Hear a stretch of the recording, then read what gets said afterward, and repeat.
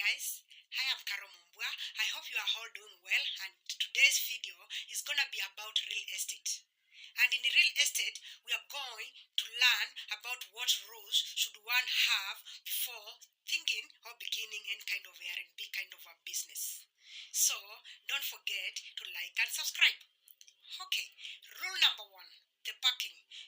The R&B kind of a owner, or rather a property manager, should include information to the guest about on where to park. That is to avoid any kind of confusion when they are parking. Maybe you find that you are meant to park on line A, or they have been marked to line A to Z, or 1 to 10, or 1 to 20, and you find somebody is picking a different kind of a number which it does not belong to them. Number two, off-limit areas.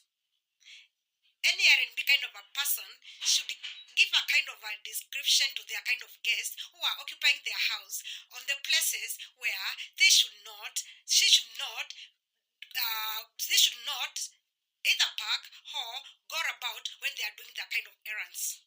This is, for example, you might have a place where there is a kind of a backup kind of a generator, and maybe a guest has like a kids. So the kid should know that that is a no-go zone because accidents may happen. Number three, checkout. It is the responsibility of any property owner to give out what time should a client check out. For example, if the cleanings are done by around 10. So it is the responsibility of any property owner or any R&B kind of owner, when they are inviting their kind of a guest in their house, they let them know what time they should be checking out. That is to avoid also another kind of confusion. For example, if the cleaning is being done at 10, is the responsibility of the property owner or R&B kind of a person to inform their guests that they are meant to leave or check out before that particular time. That is in order to ease any kind of cleaning that is going on in that particular kind of R&B kind of a house. Again, pests. That is the responsibility of any property owner to let their guests know whether they allow pests in their kind of houses.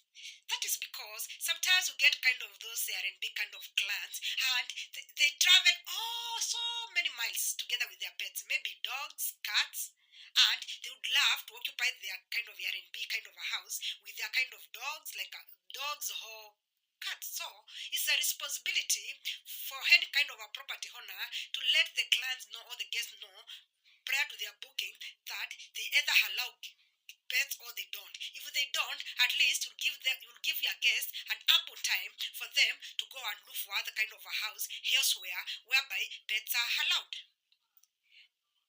Another one is smoking.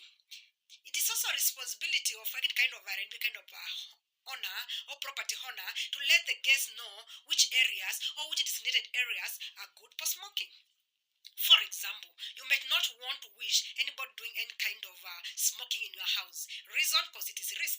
Sometimes people can smoke and they forget maybe a cigarette might light up the house. So it is important to let them know if you are having that particular kind of a guest and you allow smoking in your kind of a house, let them know where they should and they shouldn't smoke. Again, parties and events. You should let also, as a property owner, should let the guests know whether they allow any kind of parties or events in the house.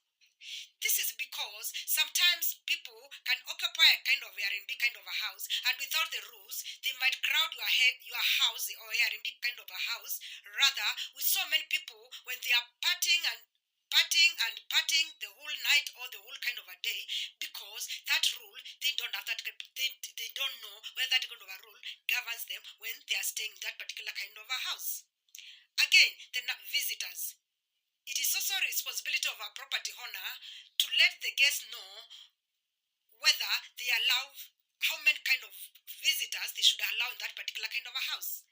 For example, assuming that this is a 2-bedroom house, can this person allow that kind of visitors in such a kind of a small kind of a house? Do you allow it? So it is important to let your guests know prior to their booking how many kind of visitors they can allow in your particular kind of a house, so that you don't have a problem with them. For example, when you find that they are having many kind of visitors celebrating or partying in your house. Again, noise. It is also the responsibility of a property owner to let their guests know at what particular time their apartment should be silent because people need to sleep. For example, you might say lower your voices or there should be no loud noises after 11 p.m. Reason? Because people want to sleep. Maybe the other kind of guests also occupy that particular kind of a house. Maybe they have babies. You know, those kind of toddlers.